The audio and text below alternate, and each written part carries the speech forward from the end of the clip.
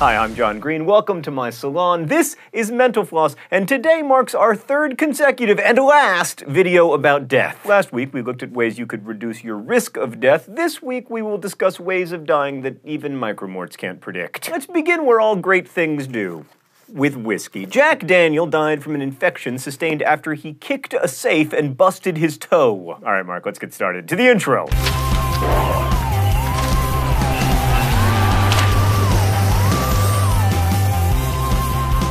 Alexander, the king of Greece, no, Mark, not that one, yep, that one, died at the age of 27 in 1920 from an infected monkey bite sustained when he tried to protect his dog from an attacking monkey in his palace gardens. Let that be a reminder to you, use Neosporin on your monkey bites. Bobby Leach cheated death when he made the historic and historically stupid trip over Niagara Falls in a barrel, the second person ever to do so, but he was not so lucky on dry land because when he was on a publicity tour in New Zealand, he slipped on an orange peel, or possibly a banana peel, reports differ, and he fractured his leg, which then became infected, and he died after only 2 months of excruciating pain and gangrene and the amputation of his leg.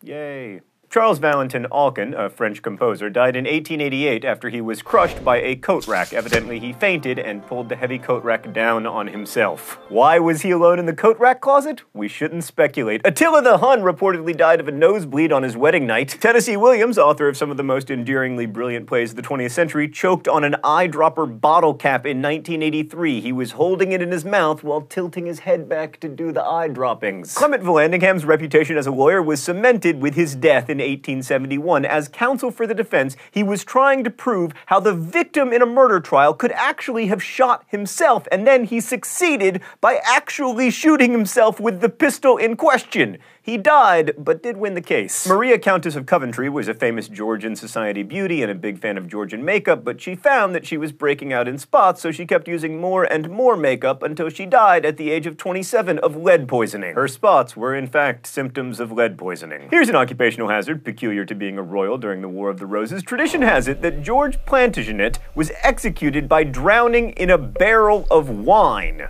Apparently he asked to go that way. Korean Crown Prince Sado was sealed alive in a rice chest in the mid-18th century at the request of his father, the king. That's not good parenting. It took him 8 days to die, by the way. Austrian Heinz Steininger was famous for his ridiculously long beard, 4.5 feet of true magnificence. And he's also famous for dying because of that beard. In the 1550s, he tripped over it and broke his neck. That's why even bobblehead me keeps it to an 8-day stubble. The great Isadora Duncan was killed by her trademark white scarf while riding in a convertible car. The scarf was flapping in the wind and wrapped around a tire axle, and I don't really want to describe the rest. But I will describe this. Vic Morrow was decapitated by a helicopter blade during a stunt for The Twilight Zone the movie. Sirka Sari, an up-and-coming Finnish actress, died after falling into a chimney. In 1939, at a party with cast and crew from her third and last film, she and a gentleman friend went up to the roof of a hotel, and Sari saw the chimney, which she mistook for a lookout spot, and worst Santa Clausing ever. Sherwood Anderson, author of Winesburg, Ohio, died in 1941 of peritonitis, an infection of the lining of his stomach after he swallowed part of a toothpick. Alan Pinkerton, founder of the Pinkerton Detective Agency, died from an infection that started after he bit his tongue. Jean-Baptiste Lully, the famous 17th century French composer, died of gangrene after striking himself in the foot with his conductor's staff. A guy named Henry Pert died in the 16th century after shooting himself in the head with his own bow and arrow. How did he do that, you ask? Well, Pert had drawn the bow to its fullest extent with the intention of shooting it into the air, but the arrow jammed, so he bent around to look at it, and oh, unjammed! King Bela I of Hungary died in 1063 when his own wooden throne collapsed under him.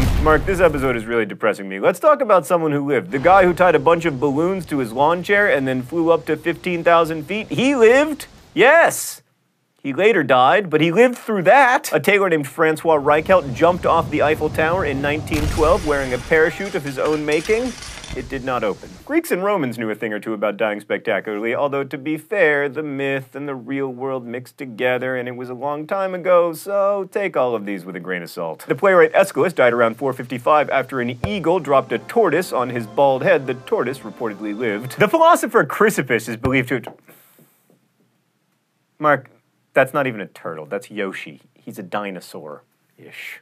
creature. But anyway, he supposedly died of laughter after getting his donkey drunk and watching it attempt to eat figs. The Greek playwright Philemon also supposedly died of laughter at the age of 97 while watching one of his own plays. Finally, a pleasant death! The great philosopher and mathematician Pythagoras was also like something of a cult leader, and one story claims that among his religion's tenets was that followers were not allowed to touch beans. Not everyone was a fan of this proclamation, and Pythagoras found himself being chased by an angry mob, and he was getting away until he reached that field of beans. Some accounts claim that he was killed then and there, but others say that he managed to slip away and later starved to death. Draco, not Malfoy, the Greek lawmaker whose strict legal code gave us the word draconian, died somewhere in the 7th century BCE, supposedly after a particularly wonderful speech. They say he suffocated under the mounds of hats and cloaks that were thrown upon him by admiring Greeks as a show of appreciation. The Greek philosopher Heraclitus was killed by cow manure. He got sick, prescribed himself a topical preparation of cow manure, left himself outside to bake in the sun, and died the next day. And of course there's Emperor Claudius of Rome, who supposedly choked on a feather he'd been using to induce vomiting during a banquet in 54 AD. More likely he was poisoned by his wife. Roman senator Lucius Fabius Chilo choked on a single hair in a glass of milk, according to Pliny. Do not eat your hair, Rapunzel! Okay, to the bathroom. British King George II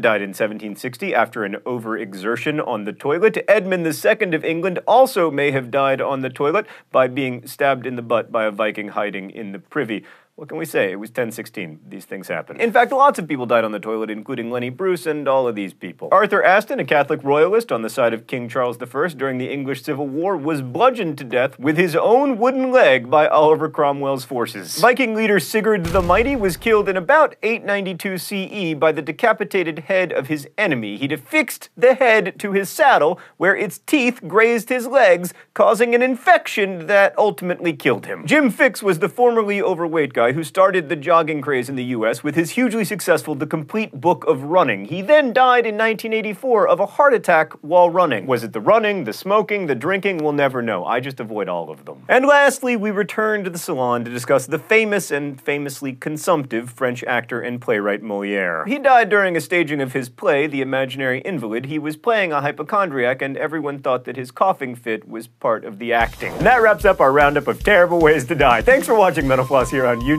which is made with the help of these nice people. Every week we endeavor to answer one of your mind-blowing questions. This week's comes from Frederick Newhouse, who asks, was there a time when there were no allergies? Hippocrates was the first person to describe food allergies in writing. That was around 370 BCE, and there's no reason to believe that allergies didn't exist before then. By the way, Mental Floss is also a real-life physical magazine, and there's an online store where if you enter the code YouTubeFlossers, you'll get 15% off your order. Thank you for watching, and DFTBA.